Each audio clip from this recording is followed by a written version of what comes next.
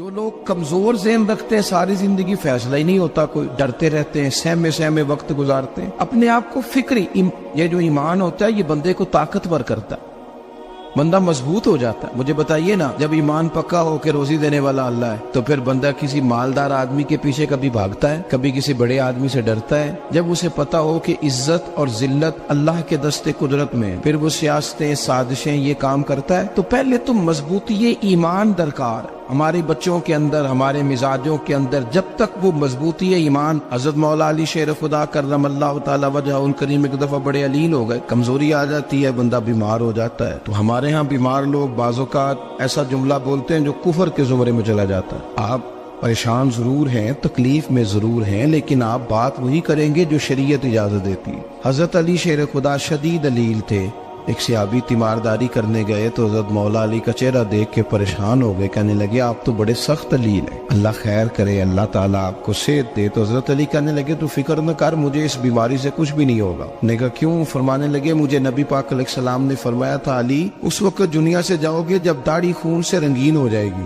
تو اس کا مطلب ہے میں خنجر کے وار کے ساتھ شہید کیا جاؤں گا، میں بیماری سے دنیا میں نہیں جاؤں گا، میں یہ بیماری سے مجھے کچھ بھی نہیں ہوگا، اللہ مجھے شفا دے دے گا، چونکہ حضور نے فرمایا کہ ساڈے نبی دی زبان ساڈے واسطے قرآن۔ تو سب سے پہلے تو اپنے ایمان کے اندر، توکل کے اندر مضبوطی پیدا کریں۔ مسلمان دیکھو نا، نماز پڑھنے سے روزی میں برکت ہوتی ہے، تو پھر اس کا مطلب یہ ہے کہ جب ٹائم آئے نا نماز کا تو گاہک جتنے مرضی کھڑے ہوں پھر دکان بند کرنی چاہیے، پھر نماز پڑھنی چاہیے، کیونکہ روزی تو اللہ نے دینی ہے، گاہکوں نے تو دینی۔ تو سب سے پہلے ضروری ہے مضبوطی ایمان، توکل، اللہ کی ذات پر بھروسہ۔ آپ کبھی میدان کربلا کا پورا نقشہ اپنے سامنے رکھیں نا، دو چیزیں ہیں، امام حسین کو نظر آ رہا ہے اب شہادت ہو جائے گی، اتنی بڑی فوج آئی ہے، خدا کی حکمت کے تقاضے سمجھ میں آ رہے ہیں، حالات کیا ہوں گے سمجھ آ رہی، پر ایک لمحے کے لیے بھی ان کا توکل کمزور نہیں ہوا۔ اپنے رب پر جو مضبوط بھروسہ ہے، سیدہ طیبہ طاہرہ حضرت فاطمہ الزہرا رضی اللہ تعالیٰ عنہا اونٹ کے بالوں کی بنی ہوئی چادر اوڑھ کر چکی پیس رہی تھی۔ یہاں بیویاں بڑا روتی ہیں، غریبی بڑی ہے، بڑی غریب بھی ہے، حالانکہ اب کون بندہ پیبند والے کپڑے پہنتا ہے؟ اب تو بڑی مشکل سے وہ لوگ ملتے ہیں جو جوتا ٹوٹ جائے تو گانٹھ کے پہنے، ورنہ تو نئے جوتے آ جاتے ہیں۔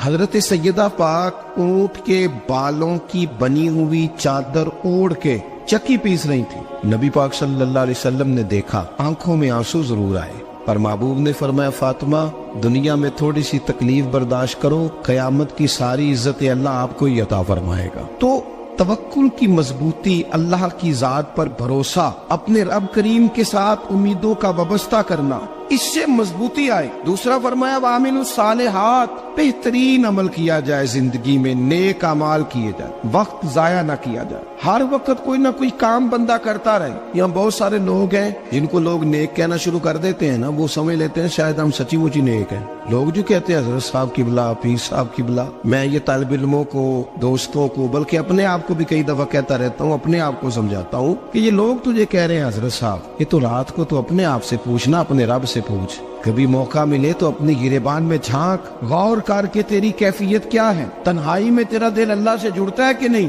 عبادت میں دل لگتا ہے کہ نہیں، خدا کا خوف دل میں رہتا ہے کہ نہیں، غریب کی محبت، عزیزوں قربت والوں کا احساس طبیعت میں موجود رہتا ہے کہ نہیں۔ ویسے تو میرا مطلب ہے، لوگ کہہ دیتے حاجی صاحب آپ بڑے سخی ہیں، تو اس سے تو نہیں نا بندے نے سخی ہونا، سخی تو تب ہونا ہے جب اللہ کی بارگاہ میں مقبول ہوگا۔ اعمال صالحہ، نیک کام، اور وہ کرتا رہے بندہ، کوئی بھی کام اسے نیکی کا مل جائے نا۔ دیکھنا اپنا معیار ہر انسان نے بنایا ہوتا ہے کامیابی کا۔ کچھ لوگوں کا خیال یہ ہوتا ہے کہ بچے میرے پڑھ گئے، اپنی اپنی جگہ پہ سیٹ ہو گئے، میں اب بڑے سکون میں ہوں۔ کچھ کی رائے یہ ہوتی ہے کہ میں نے سب بچے بچیوں کا بیاہ کر دیا ہے، گھر میرا بن گیا ہے، اب میں بڑے آرام میں ہوں، قرار میں ہوں، سکون میں ہوں۔ تو اپنی اپنی رائے ہوتی ہے، لیکن حقیقت وہ ہے، اصل وہ ہے جسے اللہ کے قرآن نے بیان کیا۔ اللہ کریم نے فرمایا والعصر، اے محبوب علیہ السلام ہمیں آپ کے زمانہ مبارکہ کی قسم ہو، ان الانسان لفی خسر، فرمایا بے شک انسان خسارے میں،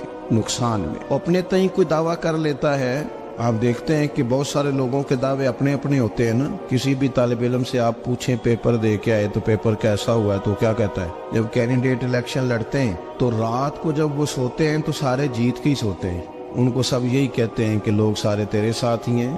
حالات یہ جتنے بادشاہ حکمران ہوتے ہیں ان کے بگڑنے کی بنیادی وجہ ہوتی ہے کہ یہ خوش فہمیوں میں مبتلا ہوتے ہیں. ہم میں سے بھی ڈھیر سارے لوگ ہیں جو خوش فہمیوں میں مبتلا ہیں. کچھ کہتے ہیں جناب ہماری نسبت بڑی تگڑی ہے. بھئی نسبت تو امام حسین سے تگڑی تو کسی کی نہیں نا. تو ساری رات نماز پڑھتے تھے, روزے رکھتے تھے, اللہ کو یاد کرتے تھے. آپ خالی نسبت پر بیٹھ کر عمل چھوڑ جائیں تو یہ کیسے ممکن ہے؟ تو اپنے اپنے تئیں لوگوں نے معیار کامیابی کے قائم کر لیے ہیں. اللہ فرماتا ہے کہ محبوب مجھے قسم ہو زمانے کی انسان نقصان میں. یہ دن بدن جو وقت گزار رہا ہے تو اس کا نقصان, اس کا خسارہ, اس کا گھاٹا بڑھتا جا رہا ہے روز نقصان میں. کتنا کتنا عمر کا حصہ لوگوں نے ضائع کر دیا. کتنے کتنے بہترین لوگ تھے لیکن روزی روٹی کے پیچھے وقت سارا برباد ہو گیا. یہ رزق حلال کے لیے دوڑ دھوپ ہو وہ تو بڑی بات, لیکن تکبر کے لیے اور خواہشات, بیجا خواہشات کی تکمیل کے لیے, ایک دوسرے سے آگے بڑھنے کے لیے بڑا وقت ضائع کیا لوگوں. اچھا کوئی بھی نہیں جیتا, خاندانوں میں بھی کوئی نہیں جیتا, برادریوں میں بھی کوئی نہیں جیتا, پر لڑائی ساری زندگی کی ہے. میں نے آگے گزرنا, میں نے آگے, حالانکہ کوئی کسی کو جیتنے دیتا ہی نہیں. اپنے اپنے تئی لوگوں نے معیار قائم کیے کامیابی کے. اللہ فرماتے ہیں بے شک انسان نقصان میں ہے, لیکن جس میں 4 خوبیاں پائی جائیں اللہ کا قرآن کہتا ہے وہ بندہ کامیاب ہو. کون کون سی؟ الا الذین آمنوا. سب نقصان میں نہیں سوائے ان لوگوں کے جو ایمان لائے. سب سے پہلے کیا کرے؟ ایمان ہو اس کے پاس, مضبوط ایمان. وعملوا الصالحات, اور ایمان بھی لائے اور نیک کام بھی کرے.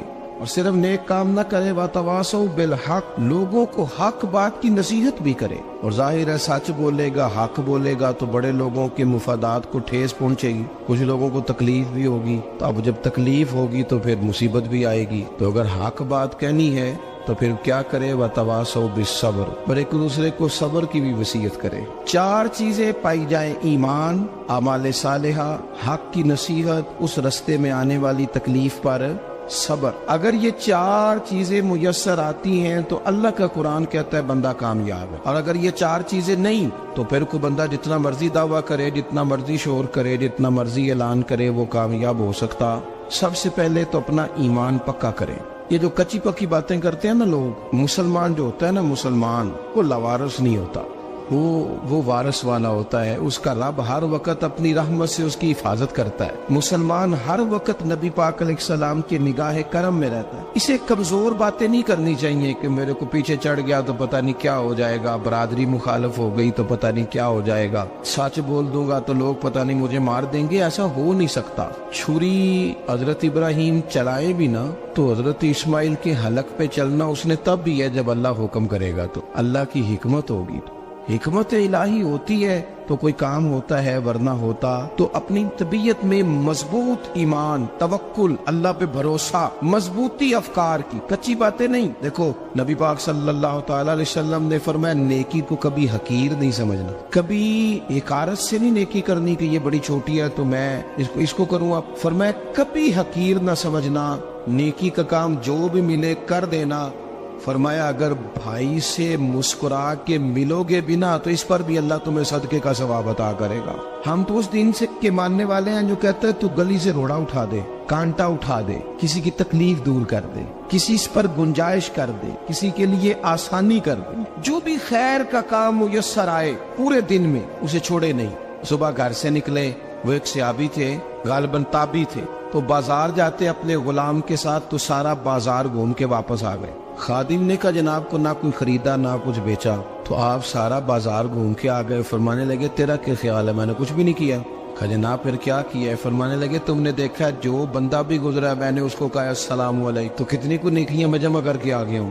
کوئی خیر جو میسر آئے. ہم سمجھتے ہیں کہ شاید کوئی کروڑ کو روپیہ ہوگا تو پوری مسجد بناؤں گا تو پھر میں نے نیکی کر دی ہے. شاید جناب میں, حالانکہ یہ چھوٹے چھوٹے کام ہے نا, چھوٹے چھوٹے کام, ان کی تو زیادہ ضرورت ہوتی ہے, ان کی تو زیادہ حاجت ہوتی ہے. کوئی آپ رستے میں گزر رہے ہیں تو نیچے کوئی کھڈا بنا ہوا ہے تو اس پر ہم کیا کرتے ہیں, گاڑی میں بیٹھ کے تبصرہ کرتے ہیں اے روڈ کھورے کدو بننا ہے. بھئی یہ کھڈا ہے نا تو آپ نیچے اترے نا, تو آپ دھابڑا لیں نا, کئی پکڑے نا, یہ تو 5 منٹ کا کام ہے. یہاں آسانی کر دے نا آپ، اس میں گنجائش کر دیں۔ حضور سید عالم علیہ السلام نے فرمایا، امام راضی نے حدیث لکھی ہے، قیامت کے دن ایک بندے کو اللہ معاف کرے گا تو مالک وہ بندہ عرض کرے گا، یا اللہ میں تو بڑا گناہگار ہوں، کس وجہ سے معافی ہوئی؟ فرمایا رات کے وقت تو گزر رہا تھا، تیرے پیر سے روڑا ٹکرایا تھا، تو نے اٹھایا ادھر ادھر دیکھ کے کہ کوئی اللہ کے کسی بندے کو تکلیف نہ ہو جائے۔ کہ مالک وہ تو میں نے زمانہ بیت گیا، کوئی اتنی بڑی بات بھی نہیں سمجھی۔ تو رب کریم نے فرمایا تو رات کے اندھیروں میں بھی میرے بندوں کا خیال رکھتا تھا، تو میں تیرا خیال نہ کروں؟ کوئی عمل ہمارے ہاں لوگ کوئی کام نہیں کرتے، بالکل نہیں، کوئی کام نہیں، نہ بڑے نہ چھوٹے نہ سمجھدار نہ ان پڑھ، کچھ بھی نہیں۔ نشستن گفتن برخاستن، بیٹھو راج کے گپے مارو، تبصرے کرو، فلانا کچھ نہیں کر رہا، فلانا کچھ نہیں کر رہا، اس کے بعد اٹھ کے چلے جاؤ۔ کچھ کریں، وعملوا الصالحات، نیکیاں جمع کریں زندگی میں، خزانہ بنائیں، خزانہ، اپنی ڈیوٹیاں اپنی ذمہ داریاں پوری کریں، ہر وقت کام، ہر وقت ذمہ داری، ہر وقت ڈیوٹی۔ دیکھیں نا امام حسن اور حسین، ان کی آپ کبھی زندگی کا مطالعہ کریں، فرض نماز کے علاوہ 100 رکعت نماز نفل روز پڑھنی ہے، پتہ کرنا ہے غریب کہاں کہاں ہیں، ان کا خیال رکھنا ہے، اور نیرے پیسے نہیں دینے۔ ہمارے یہاں لوگ غریبوں کو پیسے ضرور دیتے ہیں، عزت نہیں دیتے، ان کو 4 پیسے کی مدد ضرور کر دیتے ہیں، پر عزت نفس کا خیال نہیں رکھتے۔ امام زین العابدین رضی اللہ تعالیٰ عنہ فرماتے ہیں، گزر رہے تھے، آپ دیکھیں نا امام غزالی حدیث لائے ہیں کہ بندہ اور کچھ نہ کرے، کسی مومن کا دل راضی کر دے تو اللہ 60 سال کی نفلی عبادت کا ثواب عطا کرتا ہے۔ دل بدستاور کی حج اکبر است، از ہزارہ کعبہ یک دل بہتر است۔ کسی کا دل خوش کر دینا، اس کو راحت دے دینا، اس کو قرار دے دینا، اس کے لیے کوئی ایسا سامان کر دینا کہ بندہ مطمئن ہو جائے، سکون ہو جائے۔ یہ ہمارے ہاں جو لوگ ہوتے ہیں نا سرکاری ملازمین، ڈیوٹیوں والے، ان کی طبیعتوں میں تلخی ہوتی ہے۔ یہ اگر صرف پیار کرنے لگ جائے نا، سے وابستہ لوگ میرے احباب میں سے ہیں، تو میں ان سے کہتا ہوں کہ شفا تو اللہ نے دینی ہے، چلو تم دعائی تو آج کے دیا کرو نا، تم آنے والے کی بات تو توجہ سے سنو۔ وہ بیچارہ اپنی بات، ہمارے ایک بزرگ تھے تو تعویذ لکھا کرتے تھے، بڑے عالم تھے، مجھے کچھ تھوڑی سی نا میرے دل میں ان کے بارے میں خفگی رہتی تھی کہ آپ اتنے بڑے عالم ہیں، آپ کتاب لکھیں، آپ تعویذ لکھ رہے ہیں، اور پھر لوگوں نے کمائی کرنی ہوتی ہے، آپ تو مفت دیتے ہیں سارا کچھ، اتنی لمبی ڈیوٹی، سارا دن بیٹھے رہتے ہیں آپ اور لکھتے تعویذ ہیں۔ میں نے ایک دن ان سے گزارش کی، میں نے کہا شیخ آپ بڑے آدمی، جن لوگوں کو اللہ نے رسوخ فی العلم عطا فرمایا ہوتا ہے ان میں سے آپ، اللہ نے آپ کو پختگی دی ہے، علم میں شعوری عالم ہے آپ، سارا دن تعویذ۔ فرمانے لگے یار میں تعویذ نہیں لکھتا، اصل مسئلہ یہ ہے کہ جو تعویذ لینے آتا ہے وہ اپنا سارا دکھ سناتا ہے، تو میں تعویذ نہیں لکھتا، میں نہ بس لوگوں کے کلیجے ٹھنڈے کرتا ہوں، میں کسی کا، اب تو بچوں کے پاس ٹائم ہی نہیں، وہ تو ابا کا دکھ نہیں سنتے، تو بیٹھتے ہی نہیں۔ اماں کہہ رہی ہوتی ہے کہ پتر کو 10 منٹ میرے پاس بھی بیٹھا کر، لیکن پتر مصروف بڑا ہے، ویڈیو چڑھانی ہے اس نے۔ ہم الجھ گئے، یہ چیزیں انسان کو نفسیاتی طور پر کمزور کر دیتی ہیں، جو لوگ زیادہ یہ کام کرتے ہیں ان کے حافظے کمزور ہو جاتے ہیں، وہ الجھ جاتے ہیں، انہیں پتہ نہیں ہوتا رات میں نے کیا کہا تھا، صبح میں کیا کہہ رہا۔ ہر وقت نہیں، ضرورت کے وقت، ہر ٹائم نہیں، مخصوص اوقات میں۔ حضرت امام زین العابدین رضی اللہ تعالیٰ عنہ فرمانے لگے، ہم گزر رہے تھے، امام حسین ساتھ تھے، تو رستے میں نہ کچھ غربا، غریب لوگ بیٹھ کے کھانا کھا رہے تھے، کہتے ہماری ان پر نظر پڑی، تو انہوں نے حضرت امام حسین رضی اللہ تعالیٰ عنہ سے کہا حضور آئیے، تشریف لائیے، کھانا کھائیے۔ وہ ضروری نہیں ہوتا آپ کو سب کا کھانا پسند ہی آئے، ٹیسٹ اپنے اپنے ہوتے ہیں، یہ ضروری تو نہیں۔ کھانا پسند نہ بھی آئے تو دل تو پھر بھی راضی رکھنے چاہیے، قربان جائیں۔ نبی پاک نے کس طرح ہماری تربیت کی۔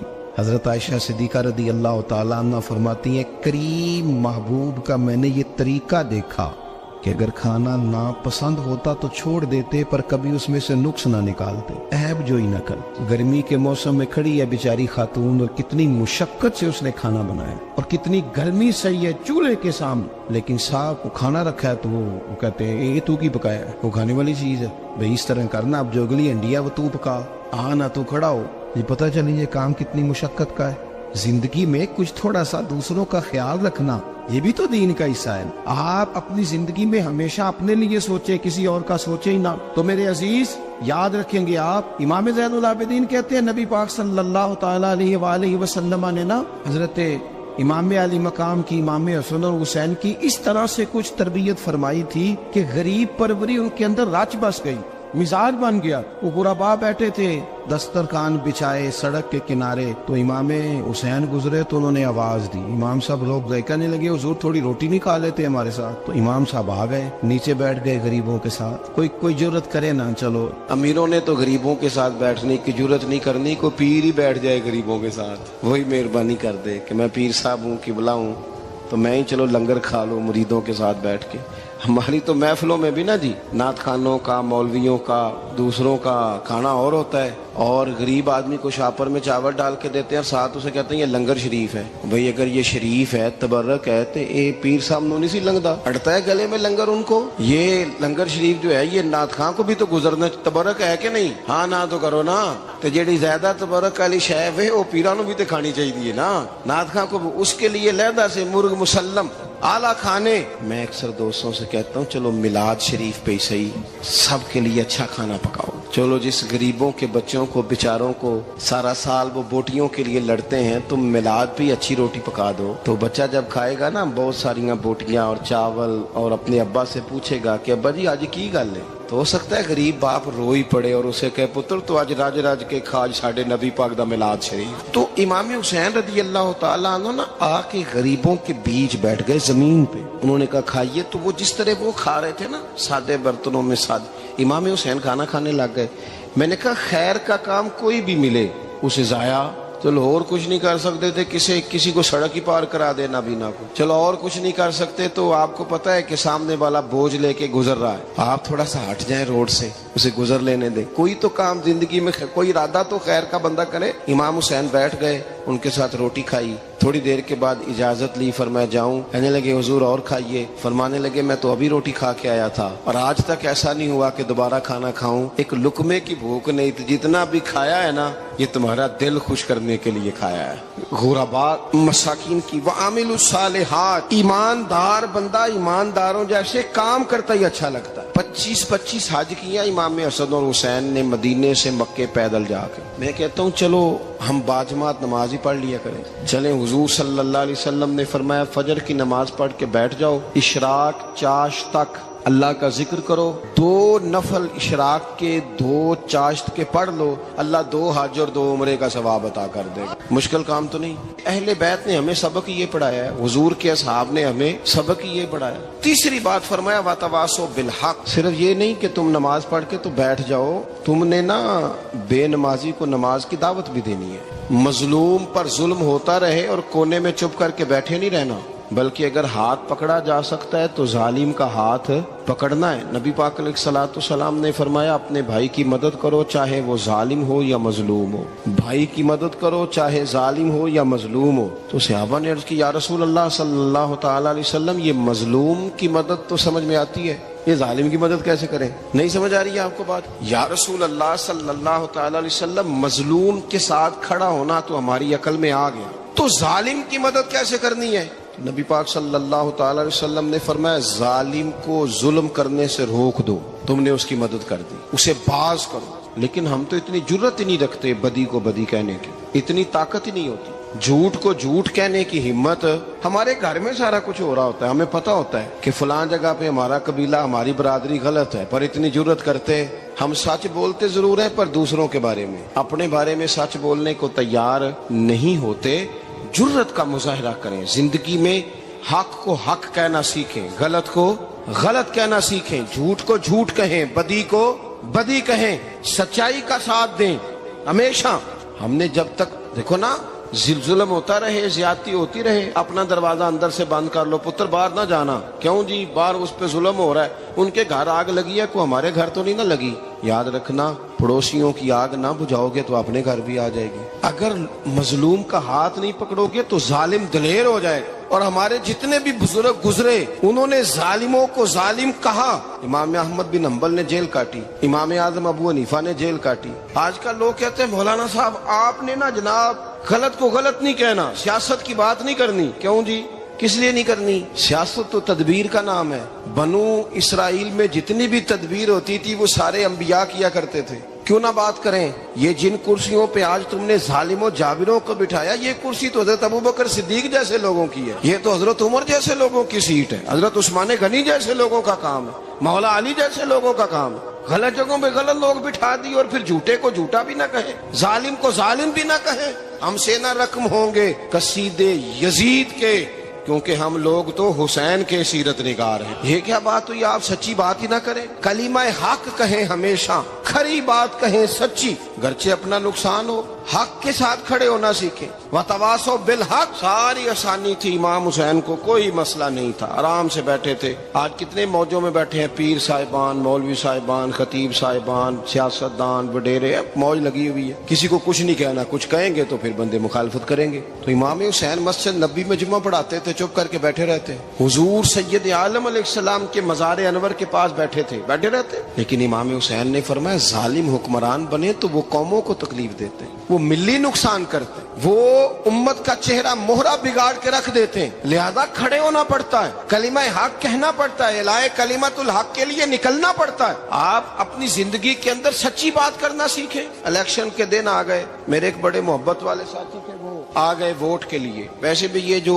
جو بیماری ہمارے ملک میں نا جی، ہمارے ہاں حکمران بعضوں کا کہتے ہیں اوے ہو جی جمہوریت بڑی ضروری ہے۔ وہ بھی کس مصیبت کا نام ہے جمہوریت؟ اقبال تو کہتے ہیں کہ یہ وہ چیز ہے کہ جس میں پتہ ہی کوئی نہیں ہوتا پڑھے لکھے ان پڑھ کا، چھوٹے اور بڑے کا، سیانے اور بیوقوف کا۔ جمہوریت وہ طرز حکومت ہے کہ جس میں بندوں کو گنا کرتے ہیں، تولا نہیں کرتے رہتے ہو ہر وقت۔ قوم کو اس کا حق ملنا چاہیے، غریب کی مدد ہونی چاہیے، انصاف ملنا چاہیے۔